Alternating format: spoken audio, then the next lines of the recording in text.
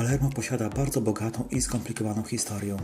Na przestrzeni dziejów omawiane miasto należało do wielu ośrodków państwowych, które cechowały się także różnymi religiami.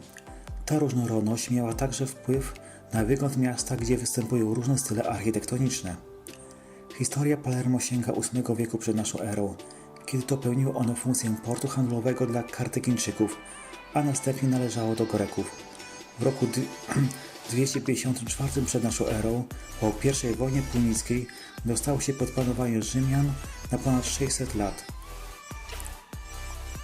W kolejnych stuleciach opanowało je narody Wandalów i Gotów, a następnie w VI wieku weszło we władanie Imperium Bizantyjskiego. W IX wieku Palermo zostało podbite przez Arabów, natomiast w XII wieku miasto przeszło pod panowanie normanckiej dynastii. Chrześcijańscy władcy przyjęli jednak wiele elementów z arabskiej architektury i wykorzystali je w swoich nowych konstrukcjach. Ten charakterystyczny styl nazywany jest dziś stylem arabsko-normańskim. Panowanie dynastii normandzkiej zakończyło się w roku 1194 bezpotomną śmiercią władcy, a tron sycylijski drogą sukcesji przypadł Hohenstaufom z dynastii niemieckiej, a następnie Andegawenom z dynastii francuskiej. W roku 1282 doszło do antyfrancuskiego powstania, które w efekcie przekazało rządy dynastii aragońskiej z Hiszpanii. Okres panowania Aragończyków wpłynął pozytywnie na wygląd miasta. W tym czasie powstało wiele wspaniałych barokowych budowli. Przechodzenie Palermo z rąk do rąk zakończyło się w roku 1860 w wyniku zjednoczenia Włoch.